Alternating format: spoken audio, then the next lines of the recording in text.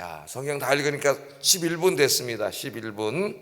오늘은 탄식하라, 기도하라, 외치라 이런 주제로 말씀을 전하겠습니다. 오늘 말씀도 읽어보면은 이 유다와 예루살렘에 임할 하나님의 불심판과 칼심판에 대한 말씀이에요. 에스겔을 지금 쭉 21장까지 읽어오고 있는데 주로 무슨 말씀입니까? 이스라엘의 죄를 지적하고 회개를 촉구하고 회개하지 않을 경우 임할 하나님의 심판의 말씀입니다. 심판의 말씀. 이 말씀이 계속되고 있죠. 우리 예레미야서를 읽어도 이 말씀이 계속 되고 있고, 이사야서를 읽어도 그렇고, 소서지서를 읽어도 이런 비슷한 유형의 말씀들이 계속되고 있어요. 그러니까 하나님의 은혜, 신약성의 로마서, 갈라디아서 뭐 이렇게 나오지만 양으로 따지면은 이 심판의 말씀이 훨씬 많아요. 이 양이. 그러니까 우리가 이 성경을 읽으면은 하나님이 죄에 대해서 얼마나 심각하게 다루고 계시는가를 알 수가 있습니다. 이 죄 문제가 얼마나 심각하면은 하나님께서 이 죄의 문제를 해결하기 위해서 외아들을 저희에게 보내주셨겠습니까? 그런데 이제 내일도 이제 그 죄의 문제들, 내일은 죄의 문제를 상세하게 다루는데 하나님이 그들이 짓는 죄, 그것 때문에 그들이 당하는 심판의 이야기를 읽어보면은 그들이 짓는 죄는 무슨 특별한 죄가 아니라는 걸 알 수가 있어요. 우리가 늘 짓는 죄입니다. 우리가 죄를 지으면서도 그렇게 심각하게 생각하지 않는 것들이에요. 그런데 하나님은 굉장히 심각하게 다루고 있어요.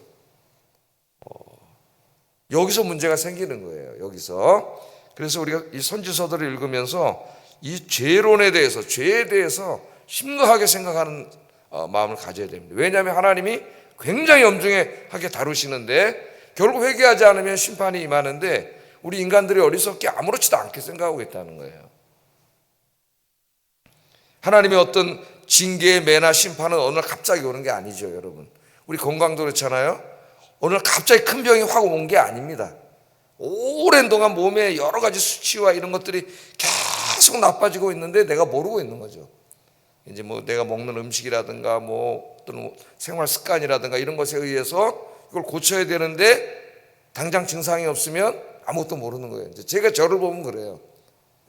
그래서 막 아침에 막 2만 커피에 냉커피에다가 시럽을 또 4펌프 5펌프 쳐넣어가지고 이거를 아침에 점심에 한 잔 먹고 그때 집에 가서 또 월드콘도 하나 먹고 아이스크림 먹고 콜라 먹고 아무렇지도 않으니까.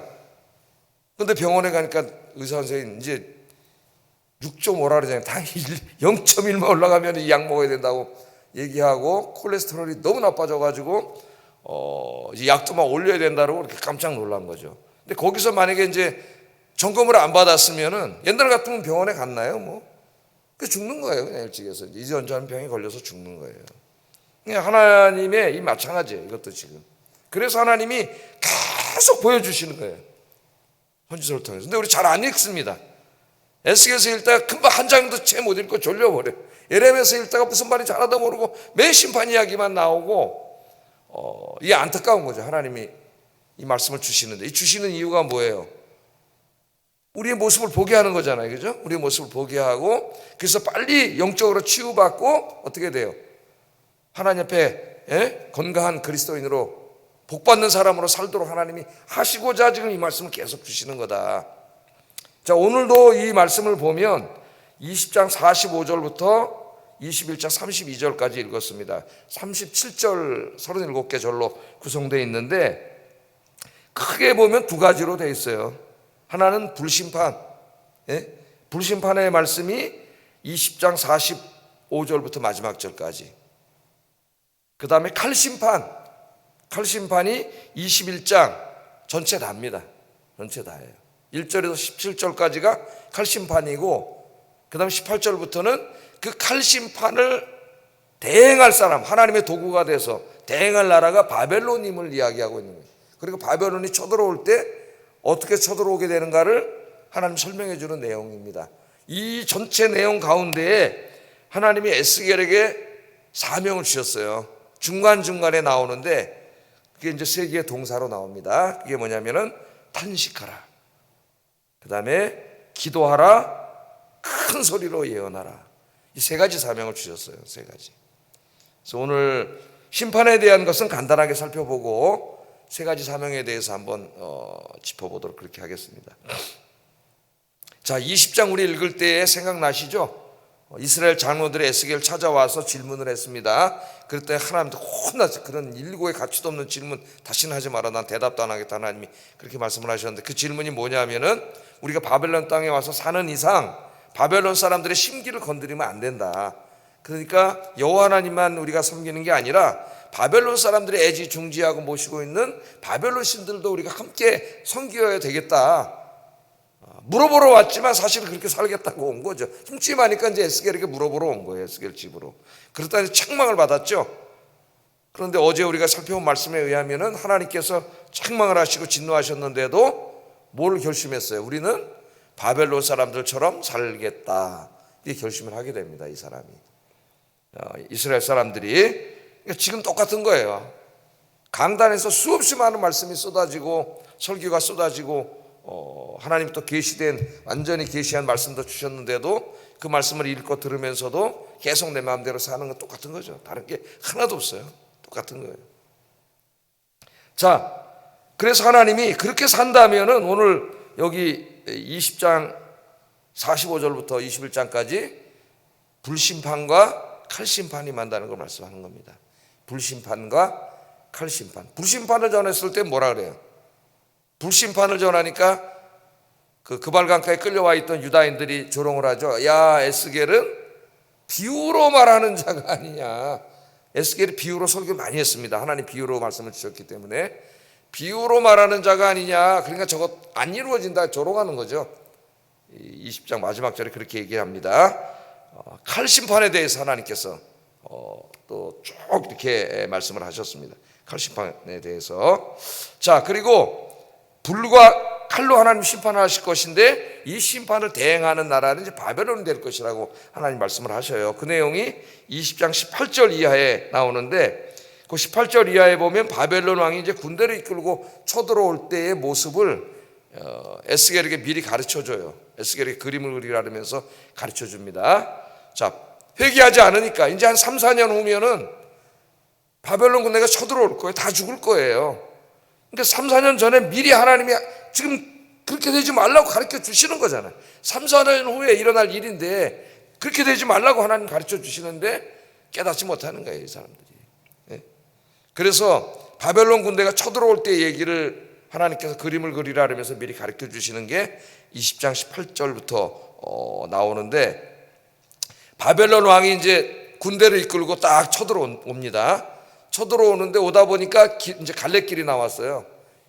어디랑 갈래길이 나왔어요? 이쪽으로 가면 암몬이고 이쪽으로 가면 예루살렘이에요. 어디를 먼저 칠 것인가? 거기서 이제 갈등을 하다가 바벨론 왕이 점을 쳤다는 거예요. 점을. 오늘 말씀에 나오잖아요. 그죠? 점을 쳐가지고 딱 치니까 어디가 나왔어요? 점괘가. 예루살렘이 나왔어요. 그래서 예루살렘 먼저 친다는 거예요. 그러니까 이거는 정해졌다는 거예요, 이제. 그 내용이 19절 22절 한번 읽어보겠습니다. 시작. 인자여 너는 바벨론 왕의 칼이 올 두 길을 한 땅에서 나오도록 그리되 그 성으로 들어가는 길 어귀에다가 길이 나뉘는 지시표를 향하여 칼이 암몬 족속의 라빠에 이르는 길과 유다의 견고한 성 예루살렘에 이르는 길을 그리라. 그죠? 두 길 그리라. 바벨론 왕이 갈렛길 곧 두 길 어귀에 서서 점을 치되 화살들을 흔들어 우상에게 묻고 희생제물의 간을 살펴서 오른손에 예루살렘으로 갈 점괘를 얻었다 그러잖아요. 점을 쳐가지고. 누가 먼저 그 점괘가 그리 나오도록 하신 분이 누구예요?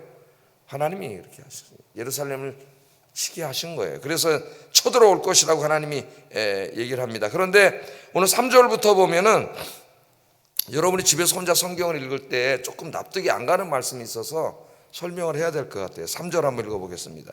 시작.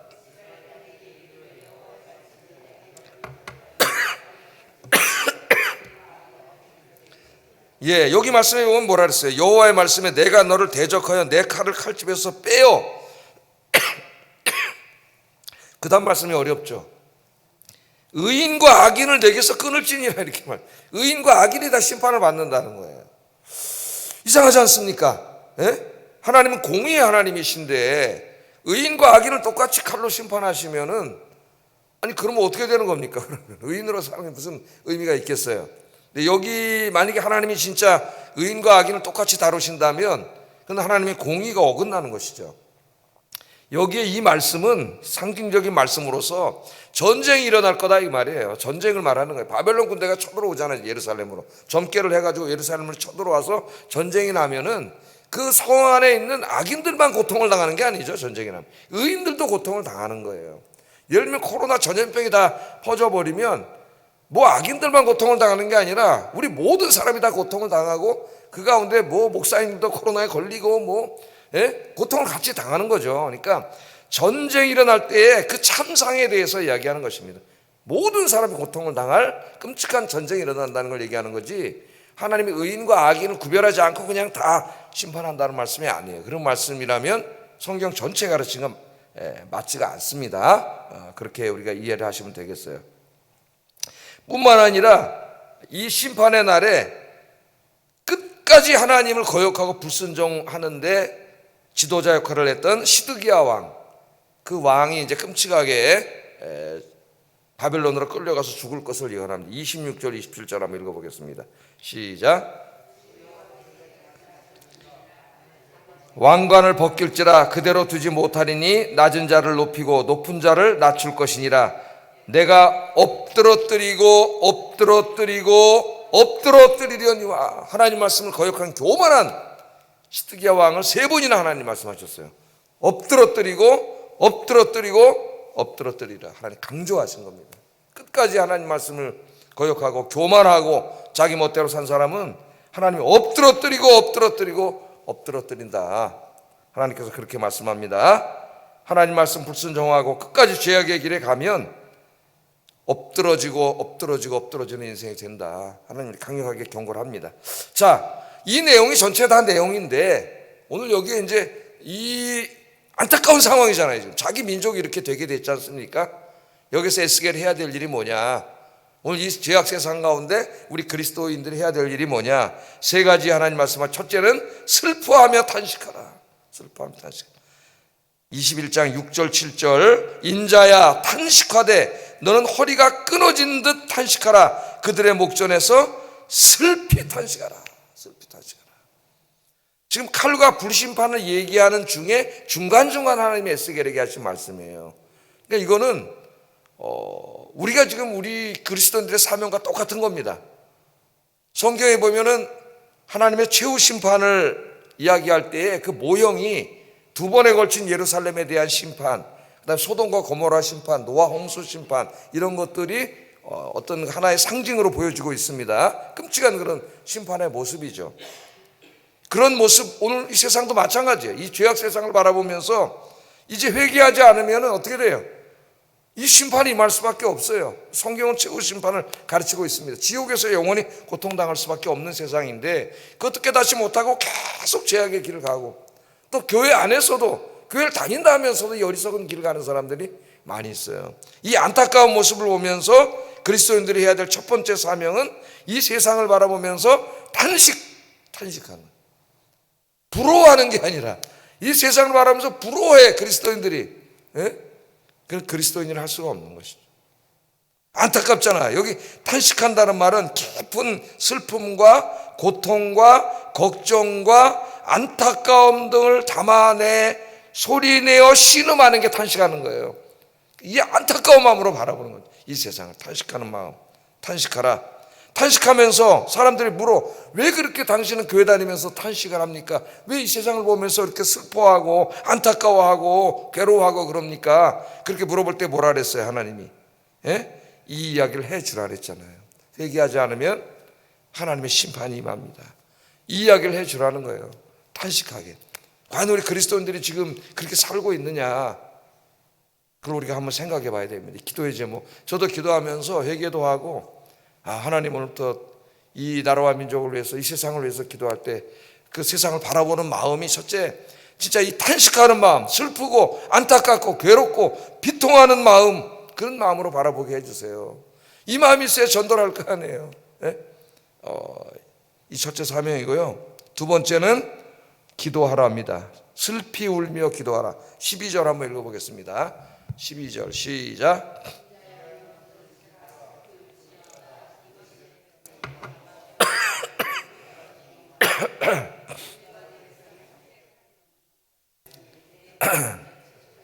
예, 여기 다른 말은 다 쉬운데 내 넓적다리를 칠지어다. 이 말은 슬피 통곡하다는 뜻을 가진 관용어입니다. 관용. 슬피 통곡하다. 제가 말씀을 전하는데 물 한 모금만 먹으면 자꾸 이쪽 공기구멍으로 들어가네요. 마귀가 방해를 하는데 설교를. 넓적다리를 친다는 말은 슬피 통곡하다는 뜻을 가진 관용구예요. 관용구. 그렇게 하시면 되겠습니다. 자, 우리말로 하면은 가슴을 치며 운다는 거예요. 가슴을 치며 울면서 기도해라. 네가 기도해라. 자, 에스겔이 말씀을 받았지 않습니까? 하나님 불심판과 칼심판. 에스겔이 이제 알아요. 이 사람들 회개하지 않고 있어요. 결심했어요. 바벨론 사람처럼 살겠다고 우상 섬기면서. 이대로 가면은 이제 난리가 난다는 거 압니다. 하나님 심판이 임한다는 거. 그걸 알면은 탄식하는 마음이 들 뿐만 아니라 그 다음에 이 슬프고 그런 마음이 들겠죠. 그래서 기도하게 되겠죠. 기도. 우리 내 가장 사랑하는 사람이 그런 가운데 있다면은 탄식하고 기도하겠죠. 슬픈 마음으로, 막 안타까운 마음으로. 그래서 하나님이 울면서 기도하라 그랬습니다. 울면서 기도해라. 그래서 그리스도인들의 두 번째 사명은 울면서 기도하는 거예요. 슬피 울면서. 이 죄악된 세상을 바라보면서 재밌다, 즐겁다, 놀 거 많다, 그렇게 하면 안 되고 저 죄악으로 달려가는 세상을 바라보면서 슬피 울며 기도해라. 우리 나라와 민족을 위해서 슬피 울며 기도하시는 여러분 되기를 주의 이름으로 축복합니다. 예? 나라 민족 너무 엉망진창, 진짜 큰일 났다 할 정도로 지금 나라가 흘러가고 있는데 이 나라 민족을 위해서 우리가 기도해야 되겠다. 예레미야 선지자, 눈물의 선지자 그러면은 예레미야 선지자가 생각나죠. 에스겔도 오늘 뭐라 그랬어요? 슬피 울며 기도하던 사람이에요. 예레미야 선지자도 자기 나라와 민족의 멸망을 바라보면서 얼마나 울었는지. 예레미야 애가서 3장 48절 49절 이렇게 얘기합니다. 한번 읽어보겠습니다. 시작. 내 눈에는 눈물이 시내처럼 흐르도다. 내 눈에 흐르는 눈물이 그치지 아니하고 쉬지 아니하며. 눈물이 얼마나 많이 울었는지 자기 나라와 민족을 끌어안고 그 눈물이 시냇물처럼 됐다니까. 하나의 그 수사법으로는 과장법이지만은 그렇게 울었다는 거예요. 지금 같은 시대를 살고 있습니다. 두 사람이. 예레미야는 예루살렘에서 하나님 말씀을 전하고 있죠. 에스겔은 바벨론 땅에서 하나님 말씀을 전하고 있습니다. 대상은 다 유대인들. 하나님의 심판의 메시지를 계속 하나님이 전하라고 얘기하고 있어요. 두 사람은 알아요. 그걸. 이 나라가 이제 이렇게 망한다는 걸 알고 있습니다. 하나님의 심판이 임한다는 걸. 그때 어떻게 해요? 에스겔도 예레미야도 눈물로 기도하는 거죠. 눈물로 울면서 하나님 앞에 기도하는 거예요. 제가 오래전에 어떤 간증글을 하나 읽다 보니까 어떤 권사님이, 타교회 권사님이 쓰신 글인데, 올해는 하나님 자기에게 마음의 소명을 주셨는데 네가 예레미야가 되라. 예레미야처럼 울면서 기도해라. 그래서 올 한 해는 매일 새벽에 나와 하나님 앞에 나라와 민족을 위해서 울면서 기도하겠습니다. 예레미야처럼 기도하겠습니다. 그런 글을 읽어본 적이 있습니다. 여러분 늘 주님 앞에 이 나라와 민족, 여러분 가정, 자녀들을 위해서 눈물로 기도하시는 여러분 되기를 주의 이름으로 축복합니다. 우리 예수님도 회개하지 않는 예루살렘, 바벨론에게 587년에 망했고 그로부터 600년이 지난 이후에 예수님 시대에 로마에 의해서 또 망하죠. 완전히 그냥 이제는 완전히 없어져 버리죠. 성전이 다 불타버리고 없어져 버리고. 그 모습, 회개하지 않는 모습을 보면서 예수님도 우셨어요. 마태복음 23장 27절 한번 읽어봅니다. 시작. 예루살렘아 예루살렘아 선지자들을 죽이고 내게 파송된 자들을 돌로 치는 자여, 암탉이 그 새끼를 날개 아래 모음같이 내가 네 자녀를 모으려 한 일이 몇 번이더냐. 그러나 너희가 원하지 아니하였도다. 보라 너희 집이 황폐하여 버림받으리라. 예수님도 우셨어요. 그래서 여러분 올 한 해는 주님 앞에서 이 나라와 민족과 교회와 여러분 가정을 위해서 많이 울면서 기도하시는 여러분 되길 주의 이름으로 축복합니다. 이게 우리의 사명이에요. 탄식하고 기도하고. 마지막은 뭐예요? 소리내어 외치라. 소리내어 외치라. 46절 읽어봅니다. 시작. 남으로 향하라. 소리내어 남쪽의 숲을 쳐서 예언하라. 예언하라. 이 소식을 알려줘야 될 거 아니에요. 하나님은 에스겔에만 주셨습니다. 에스겔은 이제 이 소식을 받았어요. 하나님 말씀을. 가서 어떻게 돼요? 탄식도 해야 되고 슬피 울면서 민족을 살려달라고 기도도 해야 되지만 거기서 그치면 안 되고 찾아가서 맞아 죽더라도 가서 전해야 되는 거죠. 예언해야 되는 거죠. 오늘 우리에게 적용하면은 전도하는 거예요. 전도. 하나님께서 우리에게 복음을 주셨잖아요. 우리는 알지 않습니까, 여러분? 주님께로 회개하고 돌아가지 않으면 망한다는 거 알고 있어요. 그러면 이제 우리는 탄식하고 슬프고 비통한 마음으로 그들을 안타깝게 여기면서 탄식하고 슬피 울며 기도하고 찾아가서 전도해야 된다. 복음을 전해야 된다. 이 세 가지 사명은 에스겔에게 주신 사명이지만 우리 모두에게 주신 사명입니다. 이제 이번 주는 특별히 추수감사절, 사랑하는 사람들과 함께 예배드리기인데 여러분 많은 사람들 찾아가서 이 복음을 외치기를 주의 이름으로 축복합니다. 기도하겠습니다. 오늘 이 세 가지 사명을 위해서 기도하겠습니다. 간단하기 때문에 안 잊어먹을 거예요. 저도 이제 이 설교 준비하면서 이렇게 기도하기로 생각을 하고 오늘 또 시작을 했습니다. 하나님을 떠나 죄악 가운데 거하는 사람들, 그래서 하나님의 심판이 임할 사람들을 생각하며 가슴 아파하고 슬피 탄식하게 하소서. 두 번째, 세상 사람들을 생각하며 탄식할 뿐만 아니라 그들의 구원을 위하여 눈물로 기도하게 하소서. 특별히 나라와 민족을 위해, 가정을 위해 기도하게 하소서. 세 번째, 탄식하고 기도할 뿐만 아니라 더 적극적으로 찾아가서 구원의 복음을 외치게 하소서. 기도하겠습니다.